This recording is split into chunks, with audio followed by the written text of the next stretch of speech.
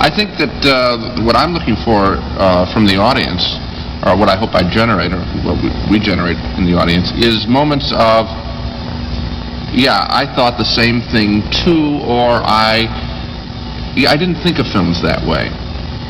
I think that, Roger used a sentence not too long ago of, in film criticism there are no rights and wrongs, except in some of the extreme cases that we just mentioned. So then what is it that you do? And I think the what is it is very much categories of thought. What kinds of ways do we think about films? And as a result, if we can create in the audience some new categories of thought, if I, in talking about acting, can demonstrate a way of analyzing acting so that the acting opens up. The example, I think the clearest example is, everybody knows, and it's pretty well accepted, you go to an art museum, and they got the guide, right, and the tour and all the people around, and you walk in and you see that, and everybody, or most people I know, want to sidle up close to it, and listen, because that guy or that woman has spent more time and knows more about the painting and can make the painting open up, can take a square, a little corner of the painting and make it as rich as you would think. And I hope that, that's an extreme compliment. Gene said so too. Can you roll on? Yeah. I had something that, if you want me to follow through on your previous... Yeah, I'll just ask it again for the camera. Do you ever get criticized by actors for reviewing them when you've never had acting experience? Not directly. I haven't had an actor tell me, how can you evaluate my performance? You're not an actor. But if somebody did say that to me, or a director said, you're not a director, my answer would be, the critic's job is not to be a director or not to be an actor. The critic's job is to be an ideal member of the audience. Our job is to sit there in the dark along with everyone else and have the experience and evaluate it. And if we can talk in terms that make sense to people who are thinking of going to see a movie, then we've done our job. You mentioned that you've been doing this a long time, especially in the newspapers. But I saw a musician last week, for instance, a saxophone player who's been playing for 25 years, and he's no better than when he probably started. I'm much better than when I started. And I'll tell you why. But how? He's better than he was this time last year. Is it possible for a critic to do it wrong his whole career? I'm sure there is. I'm sure it can be done. Roger and I began in the same way at our newspapers. Neither one of us had gone to film school. Neither one of us sought the film job at our newspapers. Both of us, prior to being film critics, were feature writers at our newspaper, and both had been there for a very short time. We got the jobs and really learned on the job. I had been a film buff all through high school and college. I'd seen lots and lots of films. I had a pretty good background, but Gene's right. I had no idea the film critic's job was open, and the previous critic at my paper retired. I got the job. Now today, you wouldn't necessarily be that lucky. I think that in the last 15 years, film critics have taken on a little more importance to various newspapers than they had, let's say, in the 60s and certainly in the 50s. Yeah, right now, if you were to replace us at our papers, someone would say, well, what credential do they have? You'd have to, the paper would have to say that, justify the job, whereas in 67, in his case, 69, in my case, it was still new. My qualification in 67 when I got the job was youth. I've talked to the feature editor who gave me the job, and he said, well, Easy Rider had just come out, and Blow Up, the Antonioni film, all the kids were going to the movies. Time magazine did a cover story on the the film generation, the movie cinematic generation, and they felt that there was something and my qualification was I was 23 years old. And he had a very bright editor, because in 1967, Easy Rider hadn't come out. It was going to come out in 2 years. This guy was really prescient. The point, the youth thing is... Bonnie and Clyde. That was 68, right? Yeah. The youth thing is... It was 67. Yeah, you're right. I think I am right. But you reviewed it, so he couldn't have known before. I reviewed it after it came out. Blow Up, for sure. That was 66. Try Sound of Music, 65. Do you ever get genuinely angry at each other on the set? Sometimes. Yeah? It's genuine emotion then, huh? Not necessarily about films. It's usually something personal. The same reason for me, youth. The editor who gave me the job said, he was a crusty guy, Walter Simmons was his name. He said, we shoot our movie critics when they get to be 30. Fortunately, Mr. Simmons is not the editor now because I am 35. I should have been dead 5 years ago. Well, never mind. Yeah. One of the things that is true is that movies changed in this time period, 67, 8, and 9. Bonnie and Clyde, Graduate, Easy Rider, critical movies at that time. The actors, the stars got younger. Dustin Hoffman, Warren Beatty became stars at that time.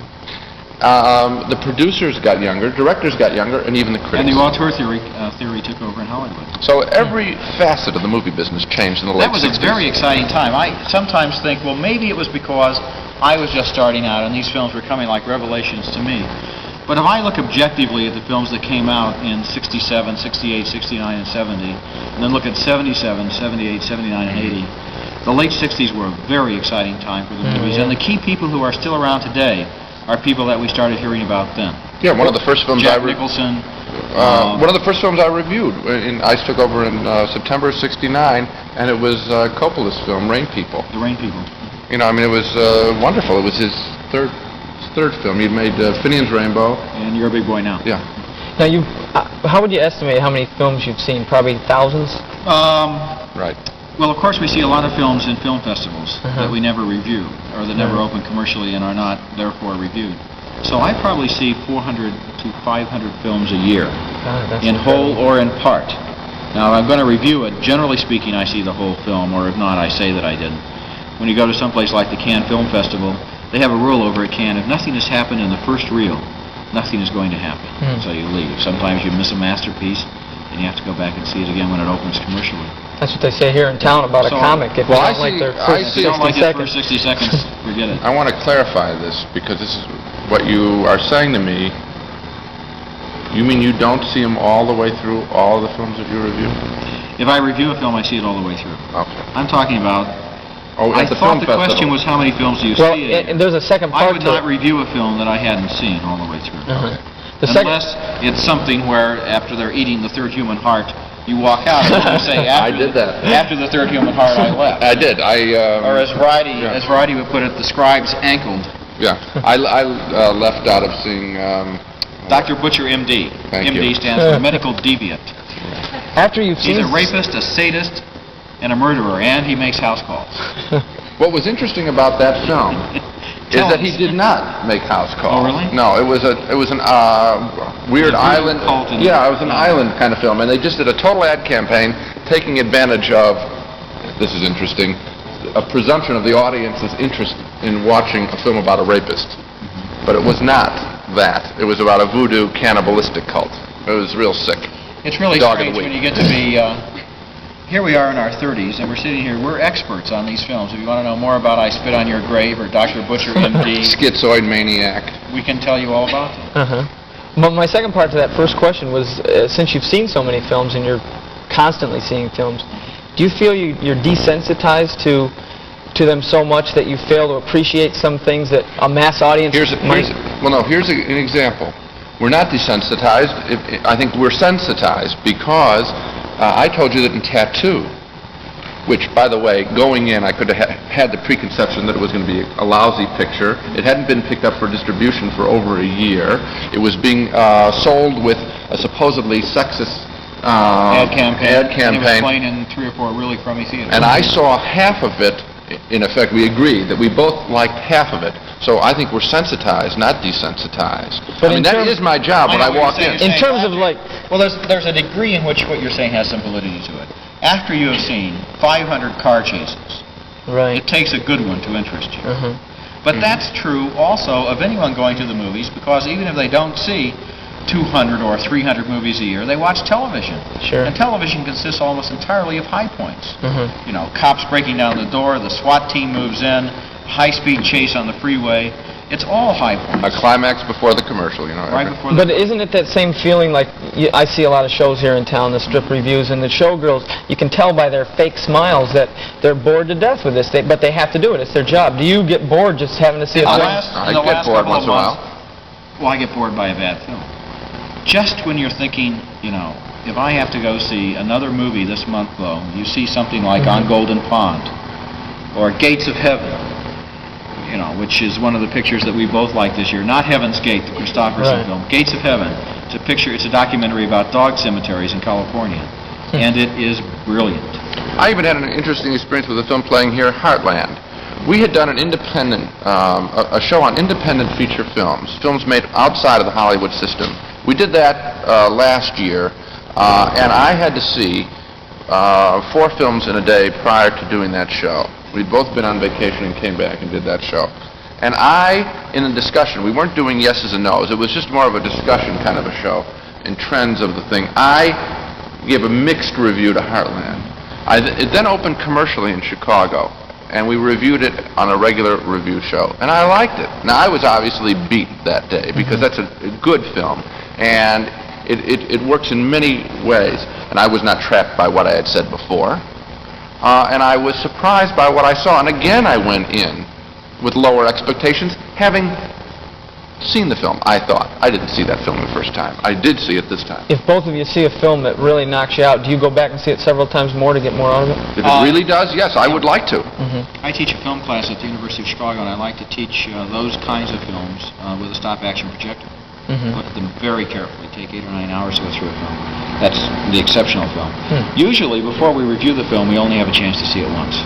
An exception to that would be, I try and make a rule, if a film is intensely advertised or comes to us in Chicago with choruses of praise in New York, sometimes, from New York, sometimes if I can, I'd like to see it a second time, so that I'm not merely reacting to all the praise other people have given it, or all the knocks, or all the intense publicity, or the notoriety surrounding the film. I want to just see the film. An example of that would be Last Tango in Paris.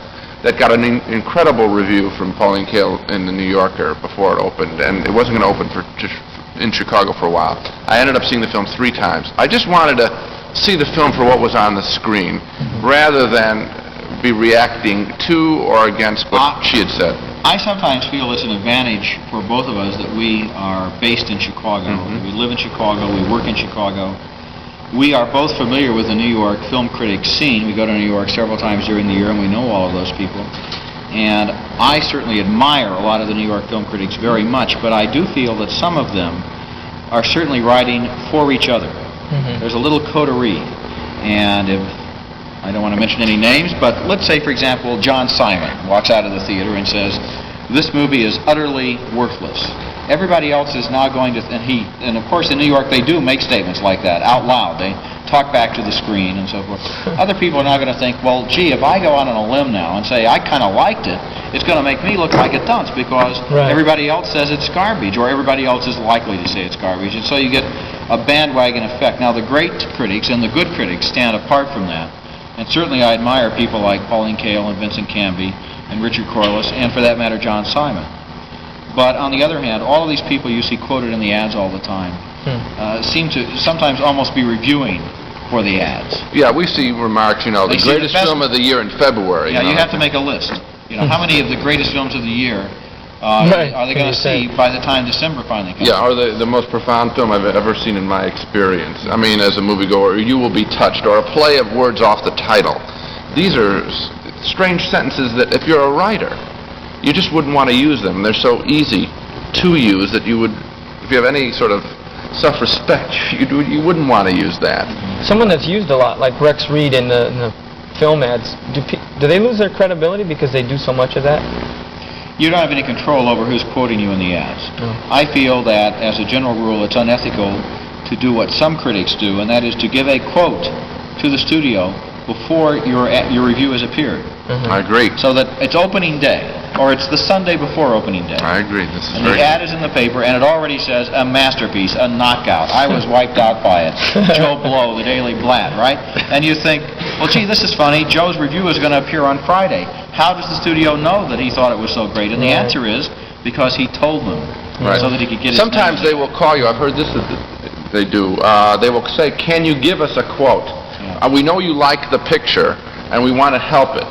So if you would, could you give us a quote? Magazine people do this because they say that their publication isn't coming out for a while. Can you help us out? Help the film out. We need it.